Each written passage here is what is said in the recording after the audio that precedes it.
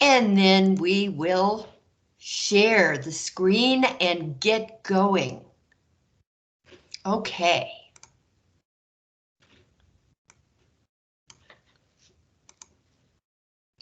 And let's see, let's get the calculator warmed up because we're going to need that also.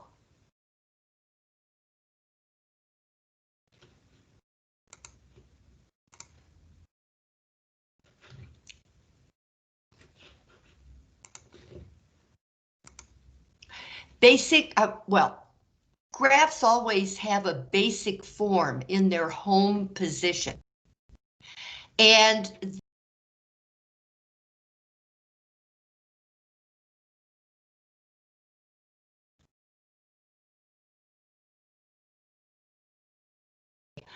y equals x squared, y equals x to the third, y equals the absolute value of x, y equals the square root of x, and y equals the cube root of x.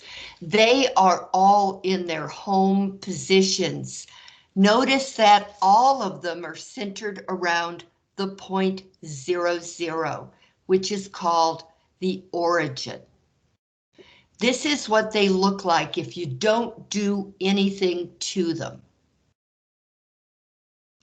Now we are going to proceed to talk about the kind of computer coding, which is what transformations is like. Yes. How we're going to do it and how we're going to move these little guys and change their shapes.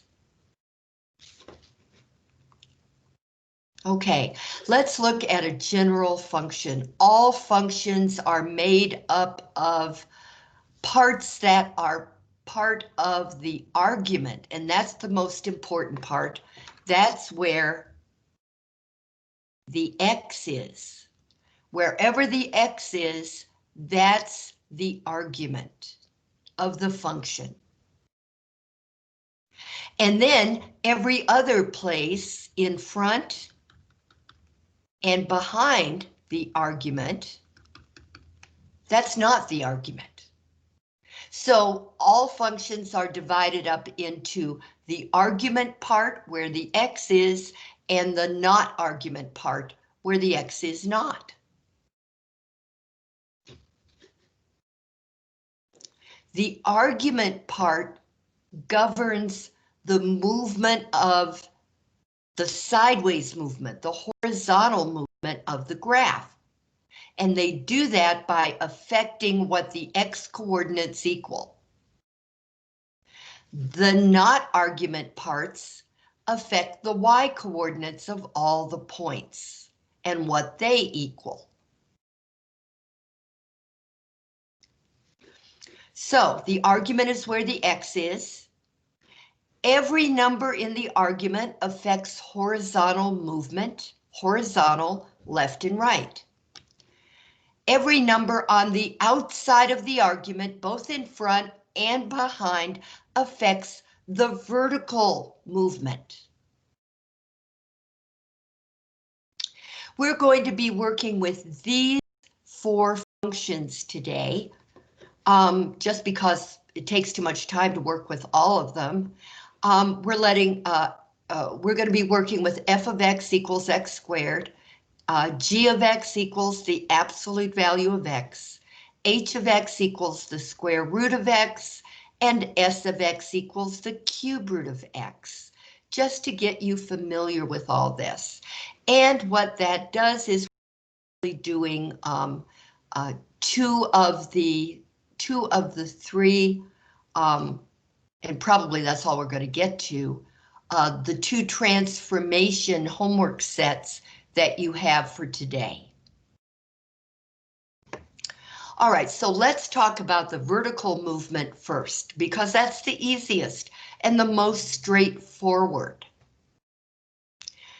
If you want to take any of these graphs and move them directly up or directly down, governed by the far right end of the function. The part that's outside the argument over on the right. So if you want to shift x squared, f of x equals x squared, or g of x equals the absolute value of x, these two graphs in their home positions, if you want to shift them vertically up, this is how you would code it. If I want to shift y equals x squared up 3 units, I would just put a +3 on the right end. That's it. Not hard. If I want to move the absolute value of x up a certain number of units, like 5 units, then I would put a +5 on the far right end. Always on the right end, always added or subtracted. But for vertical shift up, you're going to put a plus. Now, before we go over here and talk about down, let's talk about y equals x squared and y equals the cube root of x. Okay, we've got h of x equals the square root of x. If I want to move that up, physically up, this, just up 4 units, all I would do is put a +4 on the right end. And we're going to actually do some of this with the graphing calculator. And if I want to shift the cube root of x up 2 units, I just put a +2. Right end, outside the argument, like these are.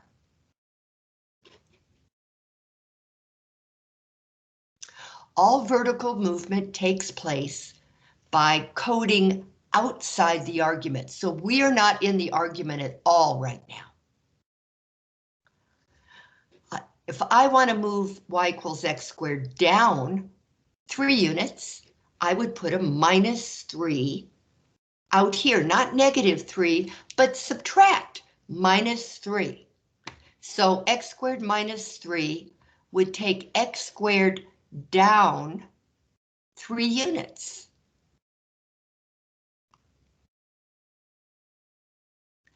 And absolute value of x -5 would take the absolute value of x physically down 5 units.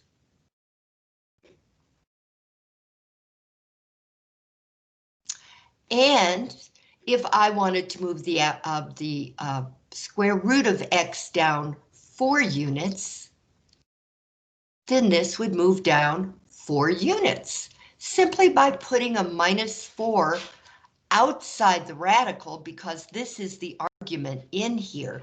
In here, that's the argument.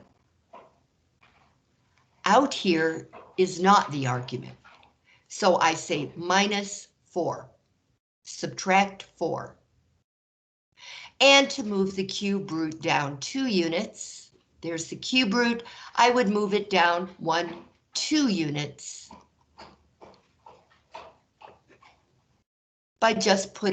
by subtracting 2, putting a -2, but you've got to put it over there on the right because that's where it belongs. That's where the vertical shift is. You can have a vertical shift up with a plus, or you can have a vertical shift down with a minus. That's not negative, it's a subtraction.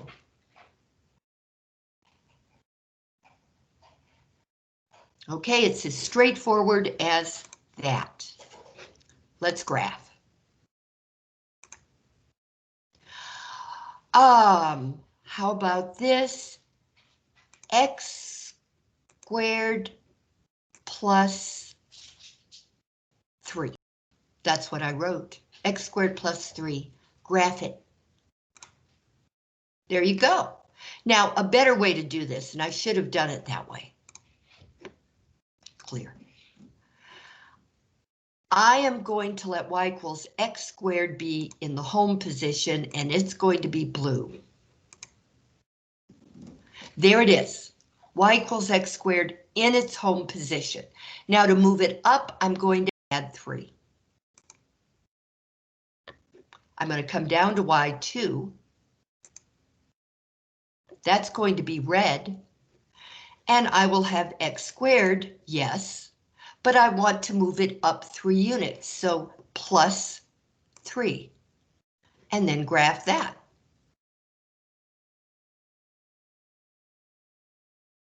Now, if I wanted to move the blue guy down 3 units, instead of a plus, I would have put a minus 3.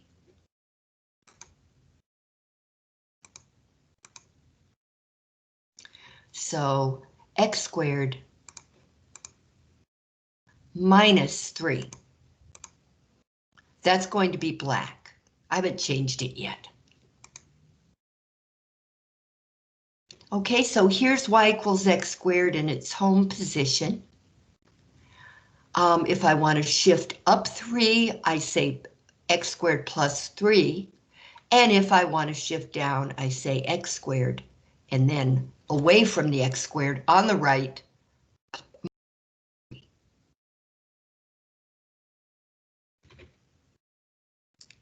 And the same thing would be true for all of the others. But let's go through them. So clear, down, clear, and then back up. How about the absolute value of x? That's the one that's a little harder to get to. I push the math button, and then the right arrow key to go over to num. And then, yeah, I'm going to accept abs, so I hit enter.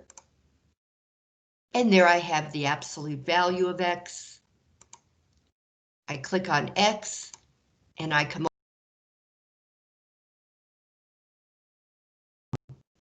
you want to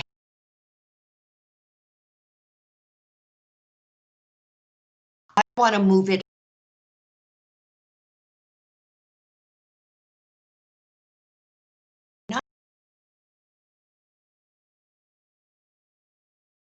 Here we are in the home position. I want to move it up 5.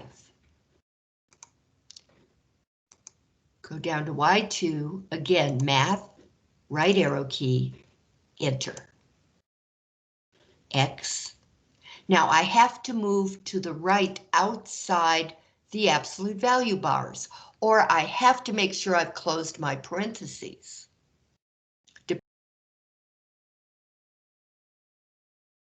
Happen out here, plus 5 rather.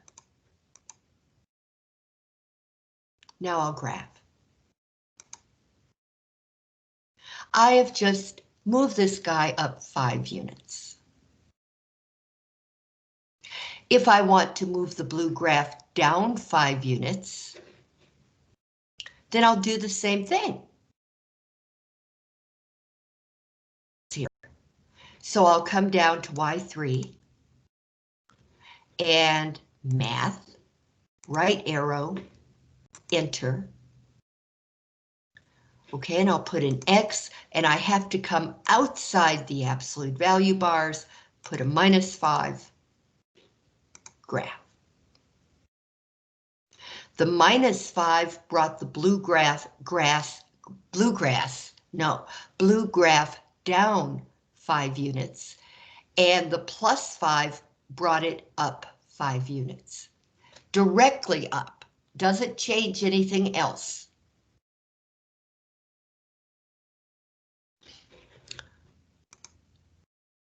Okay. Now for the square root of x. Second x squared gives me the square root sign, and x, and then right arrow key or close parentheses.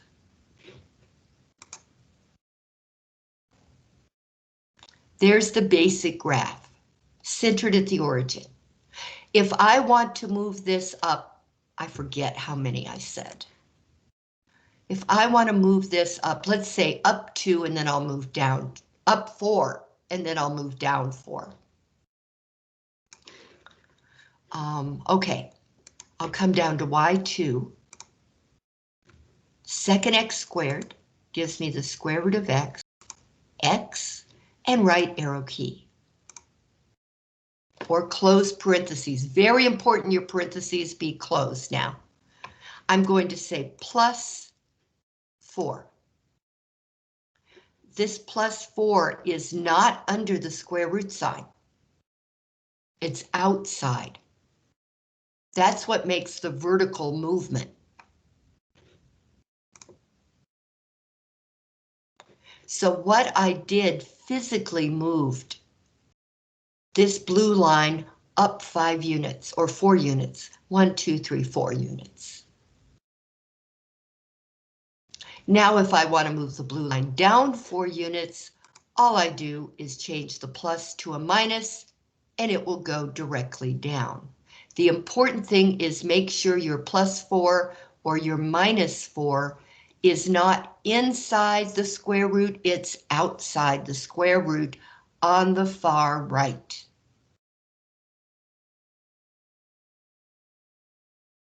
Okay, that is the vertical shift. Pretty easy, not real hard. You can get used to it very easily. Now we're going to talk about the vertical stretch. Imagining that you've got the ears of some poor bunny and you're pulling up, making the bunny skinnier or higher, which is really what you're doing. You're making it higher.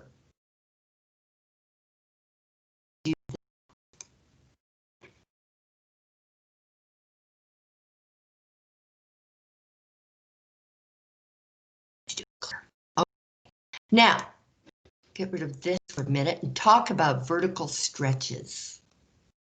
We should all do our stretches. The vertical stretch has to be a number greater than 1, greater than positive 1. Let's make sure we're on the same page there.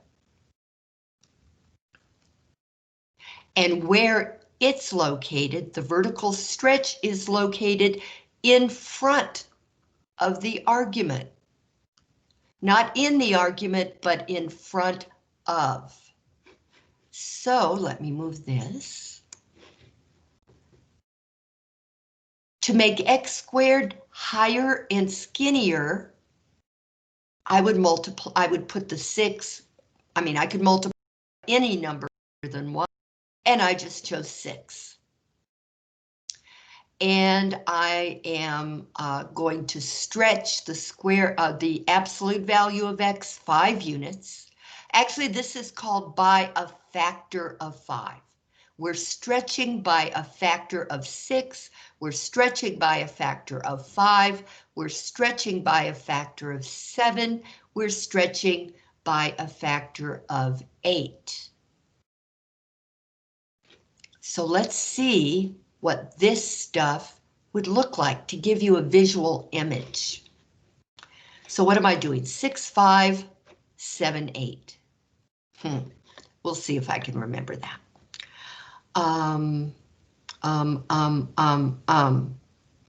Yes, here we are.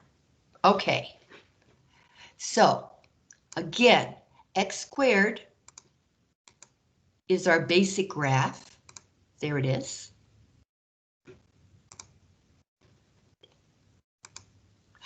I want to stretch x squared vertically.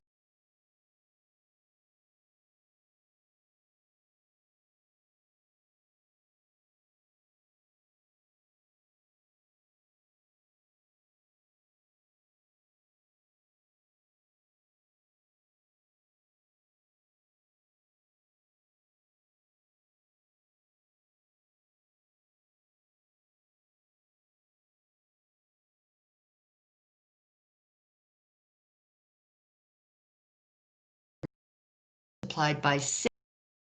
The x coordinates have stayed in exactly the same place. So it's a little bit hard to see, and it is hard to see, but you're going to have to imagine this is where the point was. Now, if the x-coordinate 1 stays exactly the same, but you multiply the y-coordinate by 6, then it's going to go up to 6. So now the point is 1, 6. 1, 2, 3, 4, 5, 6. Right there. A little higher. Yeah. So the point here moved up here.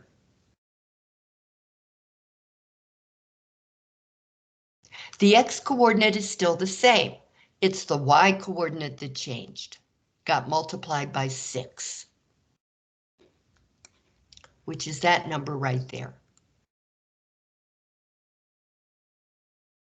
We're going to have the same kind of effect to a vertical stretch if we go to the absolute value of x.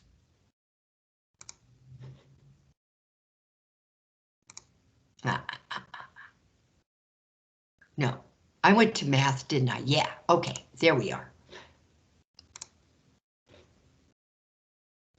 X, X, X, there we go.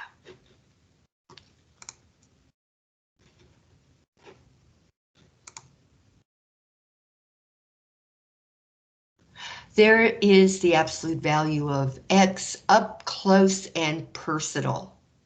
We're going to stretch it by a factor of 5, which means the x-coordinates stay untouched, but the y-coordinates get multiplied by a 5.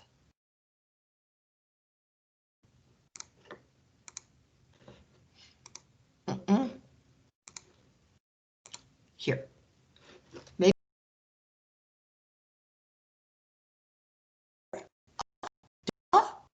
Okay.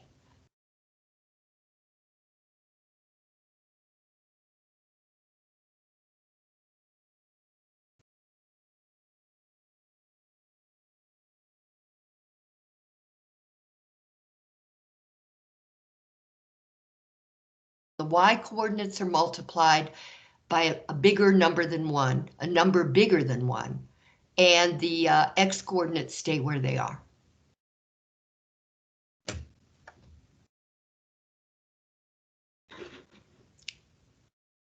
Okay. And, okay, let's look at what the others look like because they're interesting. They don't look like this. Not even a little. All right, here's the square root of x.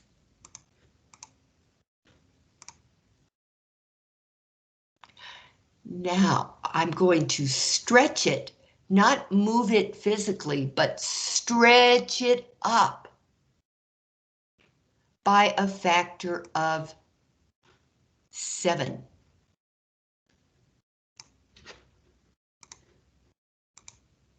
So I'll have 7 square root of x.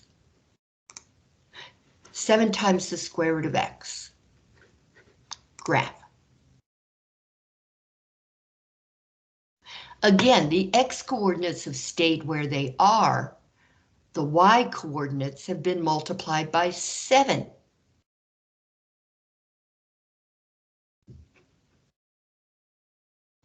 And this resulted in effectively the arm getting pulled way up by what your book calls a factor of 7.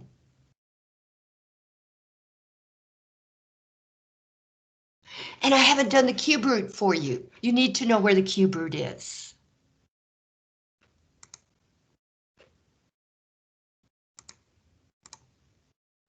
We also have to use the math key for that. Number 4 is where the cube root is. So I can go down to 4, or I can just click on 4. Either way, I get that. And then I'll type X, and then I must go to the outside. I don't really have to, but you know, it's a good habit to get into. There's the basic graph of y equals the cube root of x, the third root of x.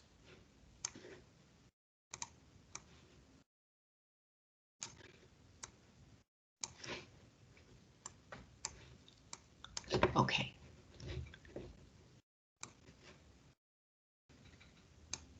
Now, okay. Now we're going to multiply the cube root of x by 8. So I come down to y2.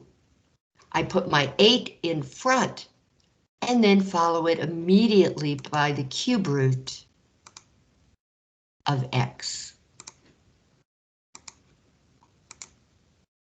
Wow. This guy was stretched up here, but this guy was stretched down here. If you're wondering why, pick a point like, I don't know, how about 1, 1, my favorite. If I multiply the y coordinate 1 by 8, then it goes way up here. But down here I have 1, negative 1. The y coordinate, negative 1, negative 1. The y coordinate is negative 1. If I multiply negative 1 by positive 8, then it gets sent way down there. So sometimes it's interesting trying to imagine what these will look like when the expansion affects them. The stretch. Okay, now, where there's a stretch, there has to be a shrink, right? Let's start here with the cube root of x and come down here and change 8 to 1/8. And I can do that. I'm going to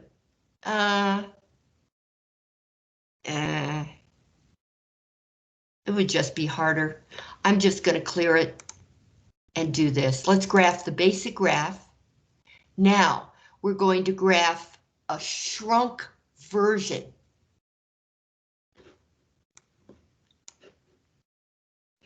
And see, what I'm going to do is multiply all of the y coordinates by 1/8. The same process is still going on.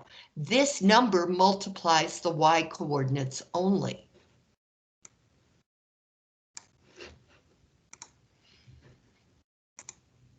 So parentheses, 1 divided by 8, parentheses closed, math, 4,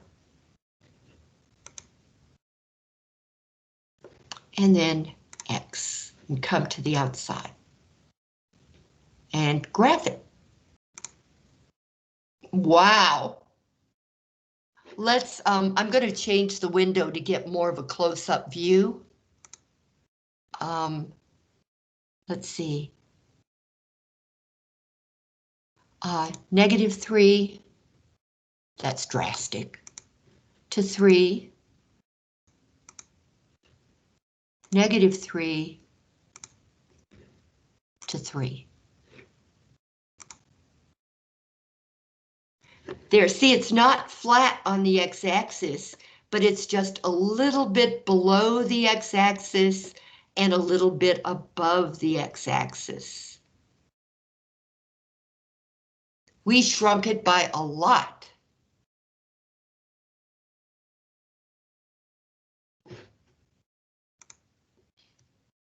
Okay, what about we go back to x squared?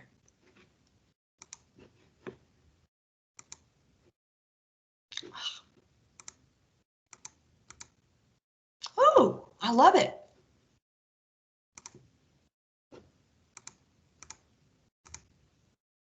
There. Okay, this is our friend x squared. Yeah, I better put the window back. There's a quick way to put your window back to its home position, which is zoom, that key right there, zoom. And then go to Z standard, which is 6. And now you're back to -10 to 10, -10 to 10, which is called your home screen. We've got x squared in its home position on our home screen. Okay, well, we are about to change all that. We're going to multiply x squared by 1/6. That's going to be our vertical shrink.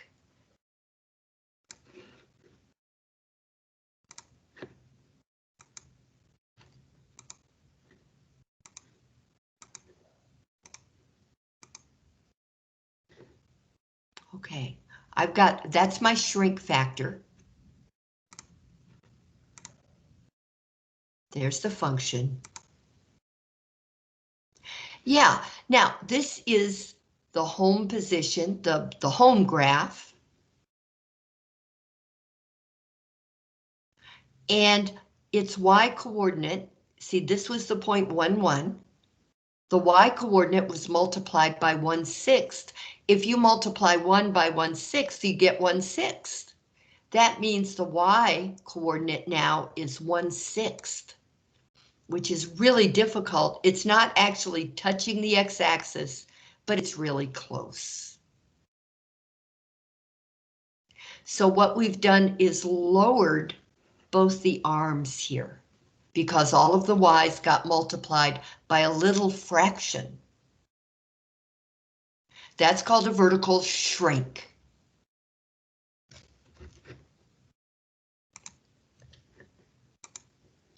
Best way to deal with this is to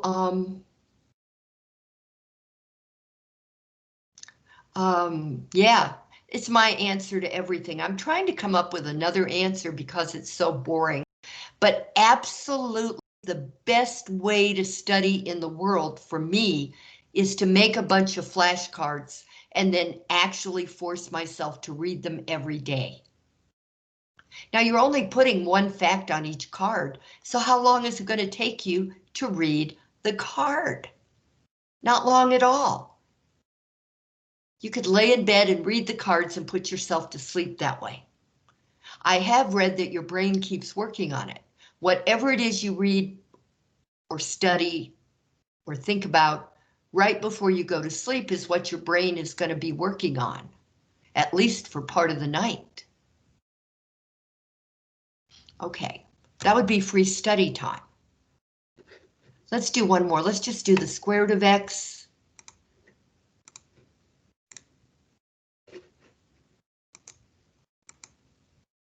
There it is, home position. Now we're going to shrink it.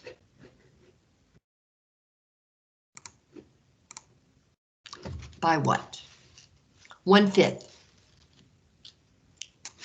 So parentheses, 1 divided by 5.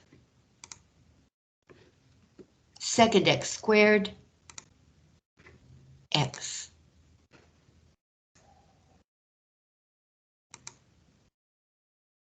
Really flattened it out. Not completely, but it's really close to the x-axis now. The point that was 1, 1 is now 1, 1/5. And if I wanted to go to the trouble to change the screen, we could actually get a better view, but I don't want to. Because we have other things to do. And we need to be doing them. We need to do something I've always thought was incredible fun. Aha! The vertical stretch and shrink numbers multiply the x coordinates? No, they multiply the y coordinates. See, I knew that going back over this before I make it permanent would be a great way to do proofreading. There now. Y coordinates. That's one way to remember it. Ooh, I'm getting warmed up. Okay, now this to me is just great fun. The vertical reflection, which is also called a reflection across the x-axis, but what you're really doing is are flipped upside down.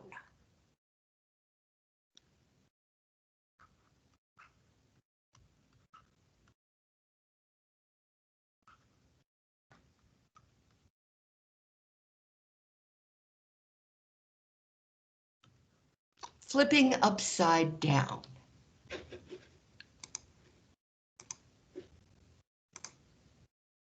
All right, all that consists of is sticking a negative sign, not a minus sign, a negative sign in front of the function, as we will see.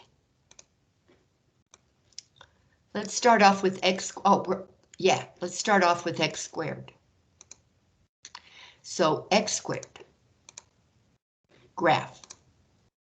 Here you are. Now I'm going to turn the poor guy upside down. Oh, it's so mean of me. Right. My negative sign on the TI calculator, you have to find your own if you don't have a TI, is right there. Right there. Right there. Down here. I hope you can see. Could somebody unmute themselves and tell me if you can see my cursor moving? I can see. Yes. Okay, good. Good. Okay. All right, yeah. So all I'm going to do here is put that sign down here by the enter key. That's the negative sign in front of the x squared. And now the red graph is what I'm going to get. Turn that poor little guy completely upside down. And the same is going to be true for our other functions that we're working with today. Math, right arrow key, enter. The absolute value of x.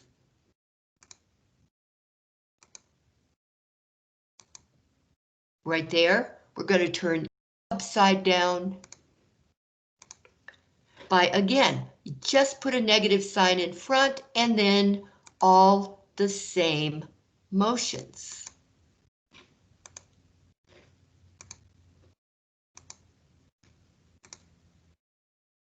There you go, upside down.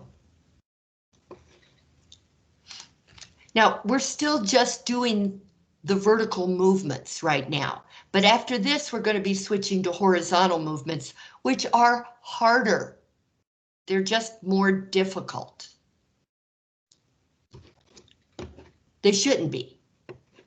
We should create a new math system so that they're not. But I'm not really sure how we would do it.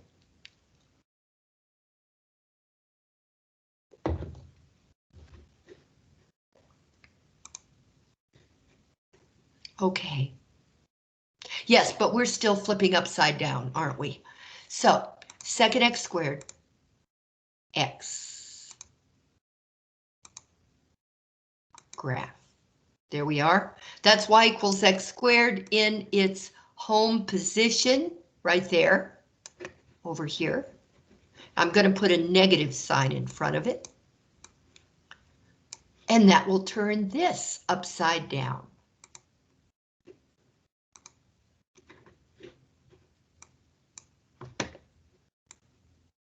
Oops. I'll move it up some. Negative square root x.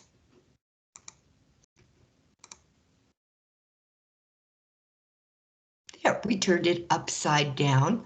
Notice it's only going vertically upside down. And then we will do the cube root. Okay, so cube root, I go to math, and then down to 4, which is where the cube root is.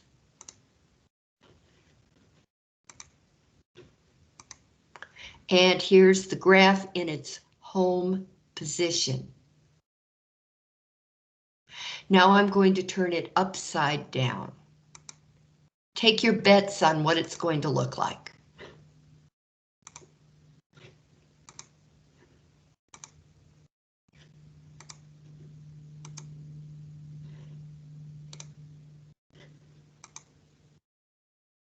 Yeah, is that weird? This part came up here and that part came down there.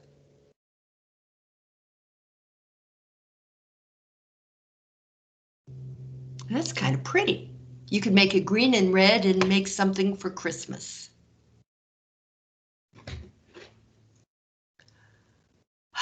Okay, we are done with our vertical movement, but I shouldn't have turned that off. So let me get it back on.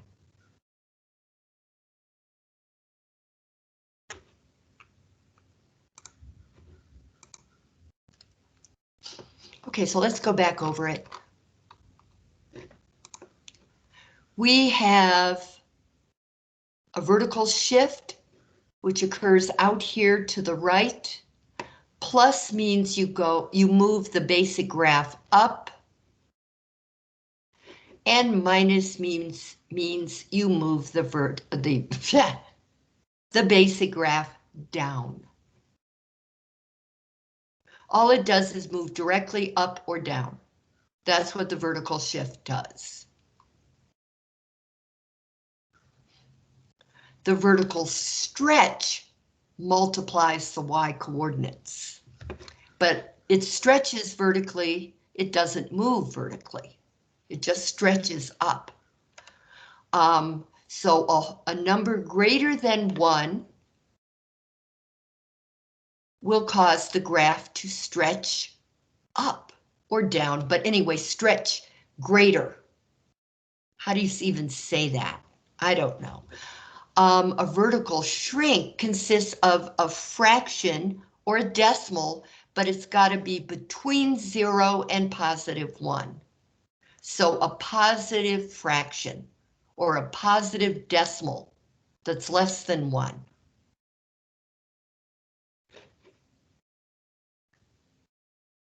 And that shrinks it. And then sticking a negative sign in front of the function flips the graph upside down in what's called a reflection across the x-axis.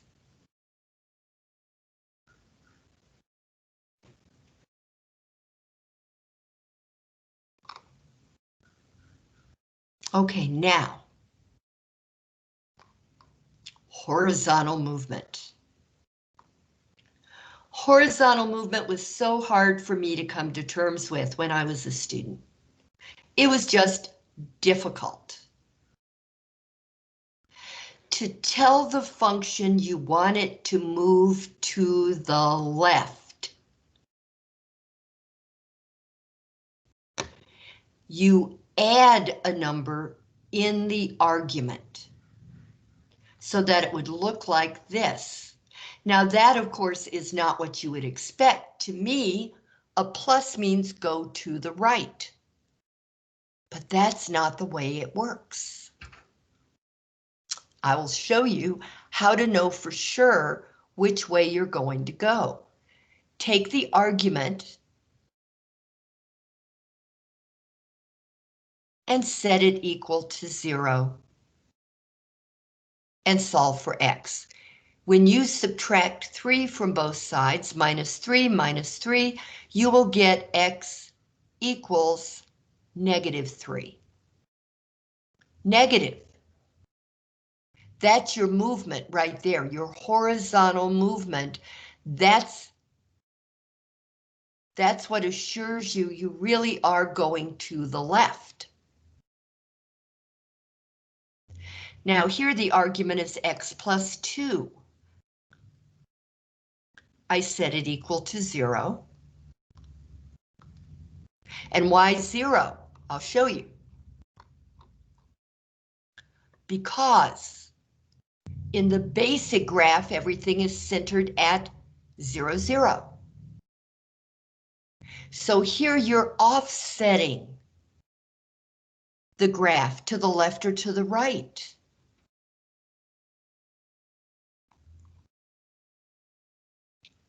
The only way to know for sure is to set x plus 2, the new location, equal to what the old location was, and see what the movement is. So -2, -2, x equals -2. 0 minus 2 is -2. Now you can see what your movement is right here, 2 to the left. So if you're willing to go to this extra step, you will quickly memorize that inside the argument, it is where your horizontal left and right movement occurs, and a +3 means go to the left. A +2 means go to the left. A +4 in the argument, which is underneath the square root, means go to the left. A +5, which is underneath the cube root radical, means go to the left. And then after a while, you can start taking shortcuts. But you really shouldn't until you prove it to yourself. So let's take these graphs and write them this way, and you can actually see what's happening.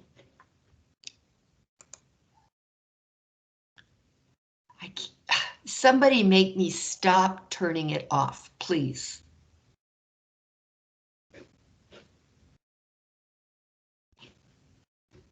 Oh, that's the photo. I don't want that. So where's my calculator? There it is. Okay, clear. And clear. And let's go to x squared. Now, our home position is x squared. Graph that. There it is in blue. Now, I alter the argument, parentheses, x plus, no, might be worthwhile watching what I do, x plus 3. Parentheses closed. Now we're dealing with x squared, so I have to put a squared up there. Okay, now watch what happens to the blue graph. It's moved to the left 3 units. Directly to the left. Same exact shape, but it has shifted over to the left.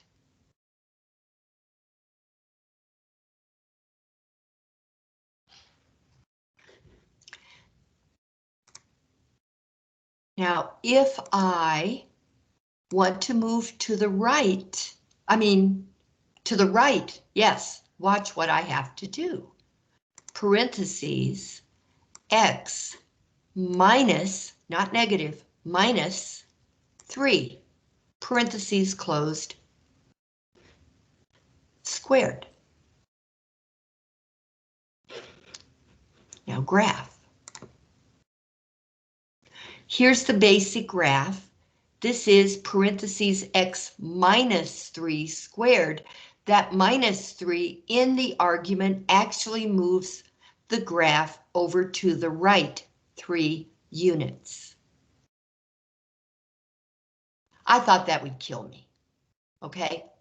When I was where you're sitting, I thought, no, there's just no way.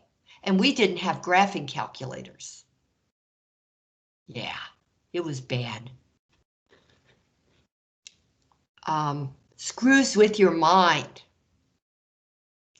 But anyway, this plus sign moves that graph to the left.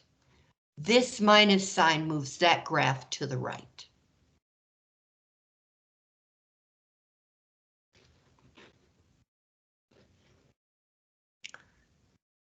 So clear. Clear.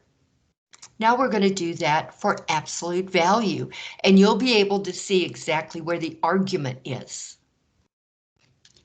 So math, right, enter, x. There's the absolute value of x. There's the graph of the absolute value of x in its home position. Notice the point. That's important. It's the only one I know of that does. Okay. Now I am going to move this to the right 2 units. So I will pick math, right, enter. Now, the argument is inside the absolute value bars, the absolute value bars. I will have X. Now I'm moving to the left, so that's going to be a plus here, and then 2. The absolute value of X plus 2 is going to move to the left 2 units. So the blue graph of the absolute value of X is going to be moved to the left 2 units. There it goes. And if I decided I wanted to move it to the right,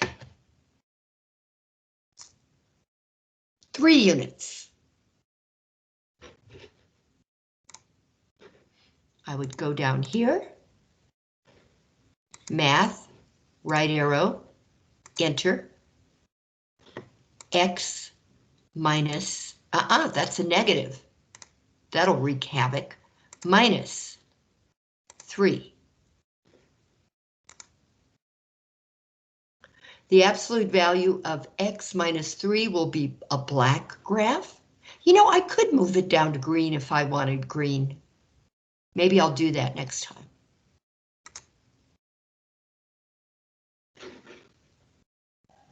Okay, so here we have the absolute value of X shifted 3 units to the right by the minus sign, the subtraction sign.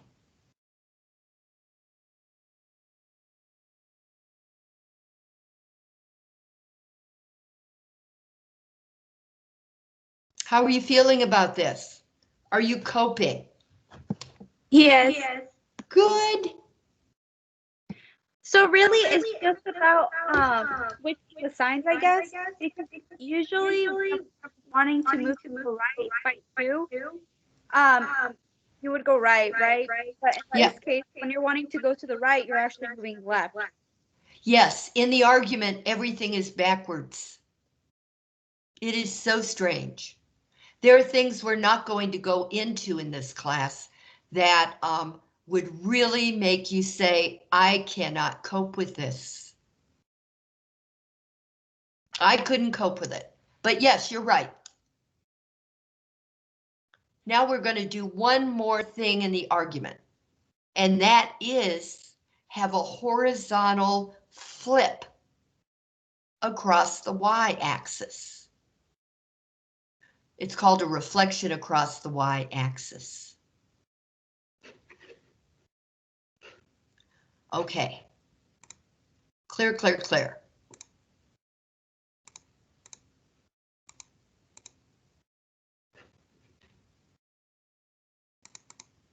Okay, now. Oh, this is what I want. Okay, if you can have a vertical flip upside down, you ought to be able to have a sideways flip. And you can. Now the thing is, you're not going to see anything happen here. It's really strange, but you'll see.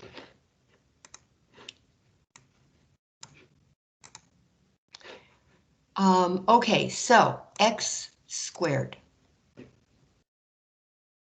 We'll just do one of these.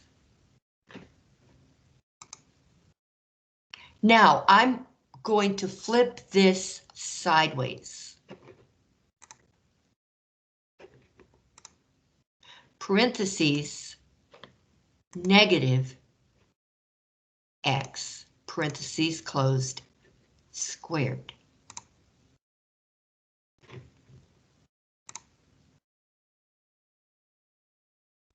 It's the same graph.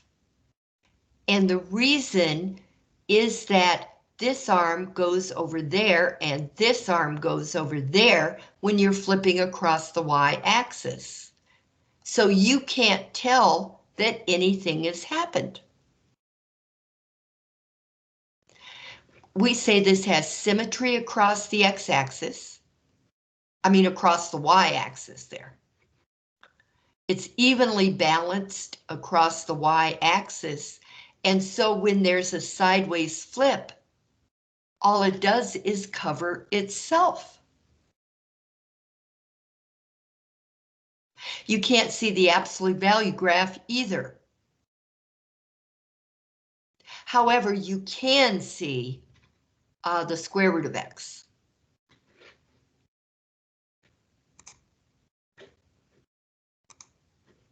So we'll go there.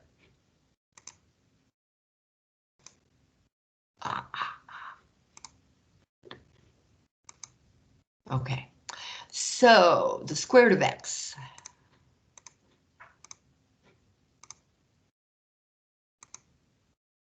There it is.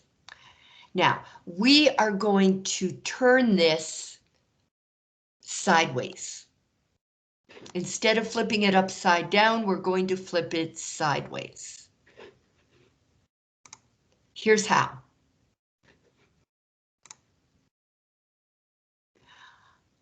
Second x squared.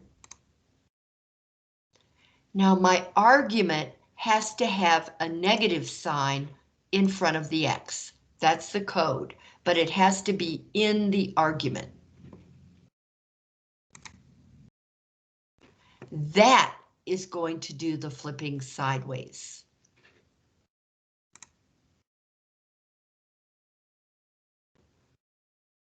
Here's the mirror image across the y-axis. This is called a reflection across the y-axis. It was here, it flipped over here.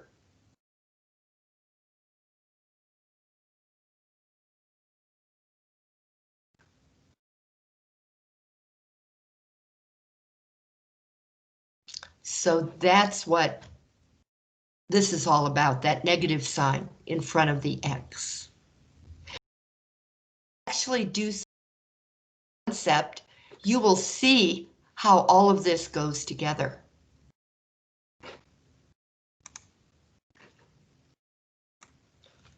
So let's get some more pages up here, just so I need to write these down.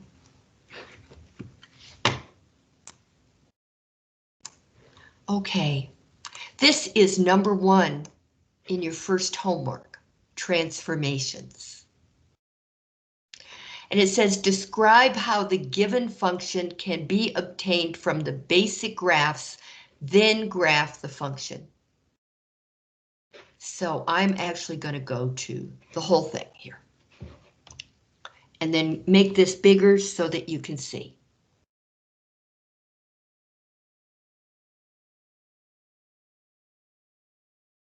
We'll leave it like that for a while. This is the argument of the x squared function. It's got a -5 in there. 5 is being subtracted from the x. This is a horizontal shift, and instead of going to the left, which is what you'd expect, it's going to go to the right 5 units. So now we have to find which of these is the right answer. Now, we have to read each one. Start with the graph of y equals whatever the basic function is, and it's going to be x squared. Shift the graph up 5 units. No. Start with the graph of y equals x squared. Shift the graph 5 units to the left.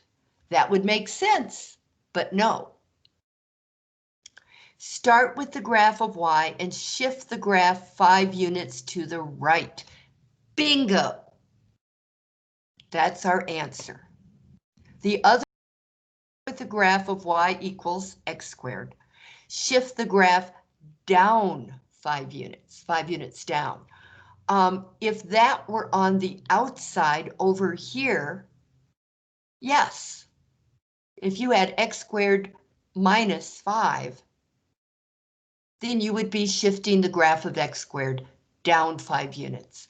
But it's not. The -5 is in the parentheses with the x, which makes it part of the argument, which makes it part of horizontal motion in the opposite direction from what you'd expect, unless you go to the effort of saying, okay, x minus 5 equals 0, solve for that, and you'll get x equals positive 5, and you'll go, oh yeah, okay, it's going to go in the positive direction.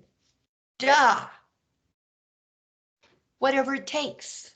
So wait, what was the answer to this one? To the right 5.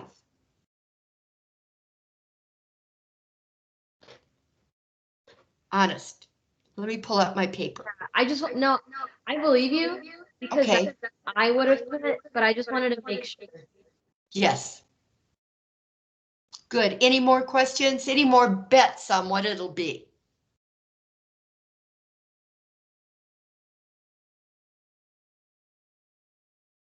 Okay, let's do this thing. I'm going to say the answer is C, 5 units to the right. So in here,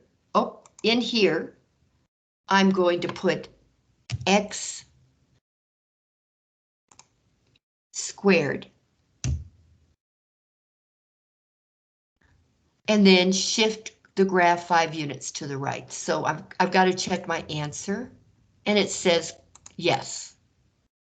Now I have to graph it. Okay, now, first I have to tell it what kind of graph I'm dealing with, and the graph of something squared is going to be a parabola. This is a parabola, and it tells you this is the x squared tool.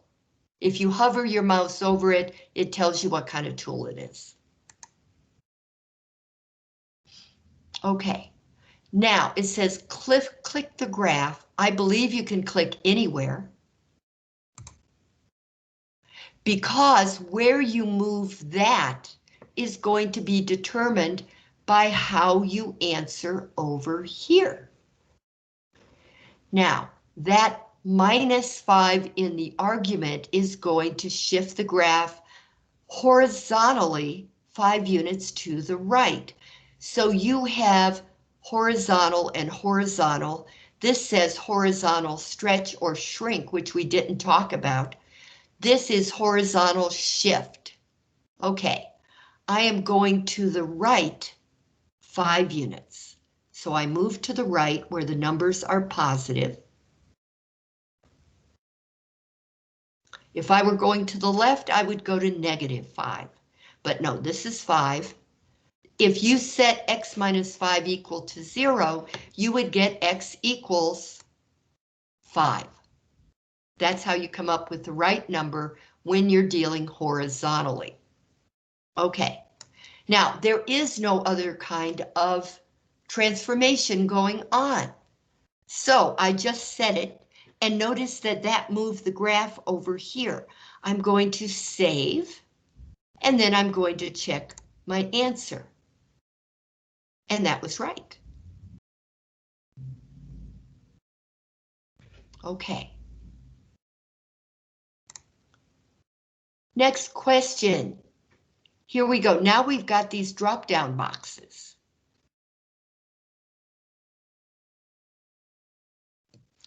Describe how the graph of the function g of x equals 1/4 times the absolute value of x minus 7 can be obtained from the basic graph. Then graph the function. Okay. And see how the blue here is only filled in halfway? That means you're answering the first of 2 questions. So be ready.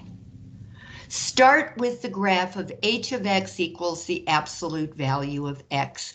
Then you have to read the whole thing. Then something it vertically by a factor of. The only time you see the words factor of is when you're talking about a stretch or a shrink. Okay, and here it's telling you, okay, vertically. A vertical stretch or a vertical shrink. Well, the number in front controls the vertical stretch or shrink. And when it's a fraction, you're going to have a shrink. So then shrink it vertically by a factor of 1/4.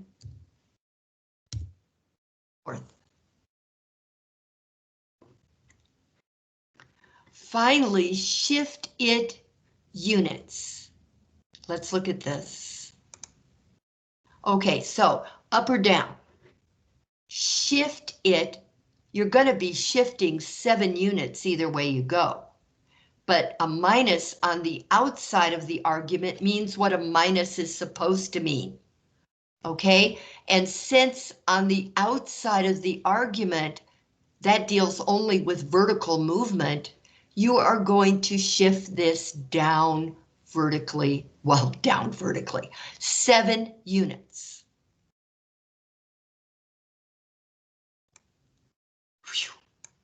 Because I didn't see it. There it is, down 7 units. So I'm going to click on down 7, then I'm going to check my answer. Well done. So see, you have to put these different movements together. Now we have to pick a graph, and you can always graph these in your graphing calculator, but you don't really have to. You're going to have the graph of the absolute value of X with the arms lower, so it's going to be a V, but the arms are going to be lower. So it could be this or this. And then you're shifting it down 7 units. This is the only one that goes down. So I would vote for B.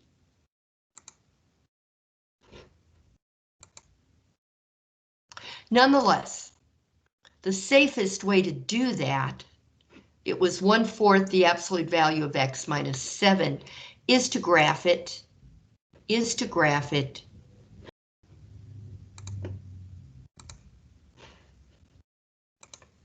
there. Clear? Clear? Okay. So 1/4 times the absolute value of X would be parentheses 1 divided by 4, parentheses closed, or quite honestly, 0.25 is 1/4. If you already know that, don't worry with the parentheses and the 1/4. Just say 0.25. Math, right, enter. The absolute value of X. You've got to move to the outside to do your minus 7. Now graph that. See, there it is. That would tell you definitely which graph is correct. Where was I? Here. Okay. Now the next one, describe how the given graph can be obtained from one of the basic graphs. Okay. Now I'm going to have to make this a little smaller.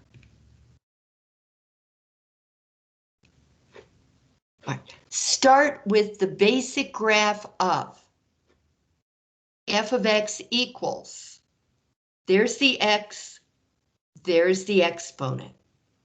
X squared is going to be your basic graph. That's how you tell.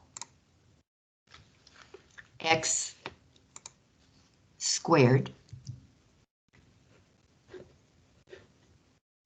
I guess I better do a right arrow key, just in case. All right, now shift it up, down, left, right, 2 units.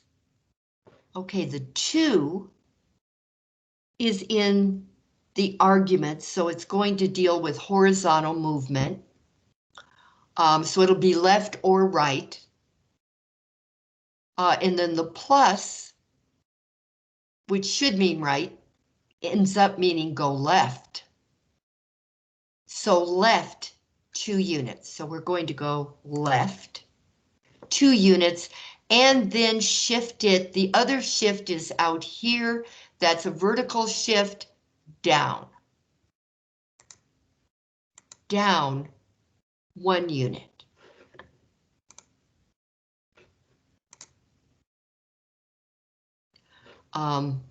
Okay. Did it say correct?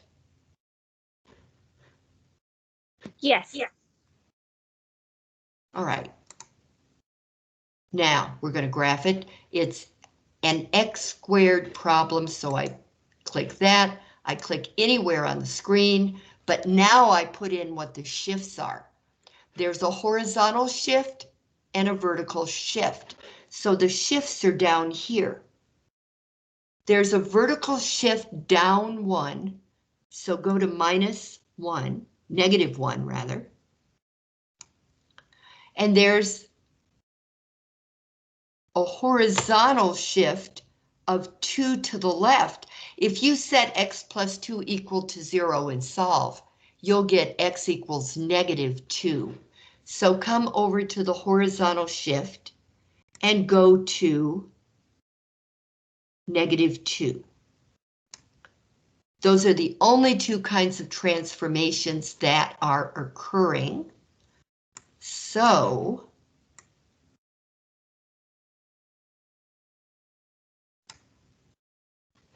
there. Save, check. Yeah, it takes some practice to get used to these.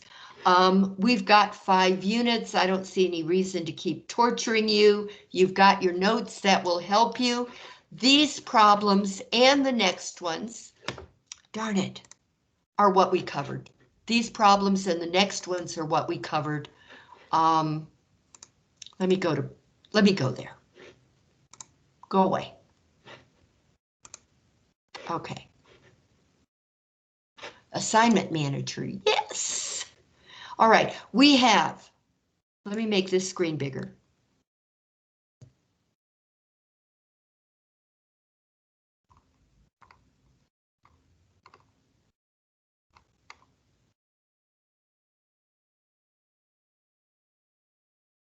There. The 2 7.2s are what we covered today. Transformations and transformations of radical functions. Here you just have the square root and the cube root, and you're working on both. And we've also got inverse functions when it deals with radical functions, but we can just easily do that on Monday. There's no particular hurry for it. I think there are only 3 or 4 problems there, and we've already done some inverse problems when it dealt with basic linear problems. Now we're dealing with radical functions. For every kind of problem you come to, for every kind of function you come to, you're going to work out how to find the inverse. So we keep doing inverse functions and transformations now all through the semester. So learn to love them, but do these 2 this weekend, and we will move on Monday. Okay, I'll also be working on your practice of exam 2, which is coming up week 10. Monday is week 8, so on Monday, I guess there'll be 2 weeks until exam 2. Okay. See you on Monday. Unless you have any questions, hang around for questions. Thank you for classes, Barbara. Thank you. Thank you for coming. Have a great day. I will. Thank you.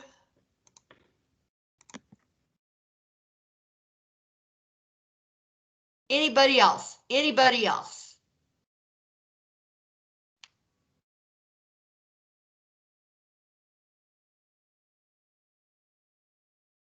Okay. I assume that means you are in command of the information. Hello? Hi, yeah. Yes. I was gonna ask, about the test. I have until like the end of this semester to finish the test, right? Um, uh, uh, it depends on how you look at it. You need to take the test the first time during the first 3 days of the 10th week, which is 26, 27, and 28. But then to make the second attempt, you have until the end of the semester. Yes, ma'am. Cause I don't know what's wrong with them, but the refund taking forever, and they keep telling me that it's already had been processed. But then I checked my bank and nothing happened. Like there's still like there's still no like refund or anything like that. So I'm tonight. What I'm gonna do is I'm probably just gonna go ahead and purchase like a new code and then start to get back in my class. And then tomorrow I'm gonna call them again and see what happened. Okay, yes, nag them a lot, but you do need to get back to work. Yes, ma'am. Definitely, because I feel like I'm way behind homework right now, and I really want to catch up on that. So, yes, ma'am. Yes. Okay, good. Yes, ma'am. Thank you. Well, you have a good one. Yes, you too, and good luck. Yes, ma'am. Stay warm. Yes. Yes, thank you. Yes, ma'am. Bye.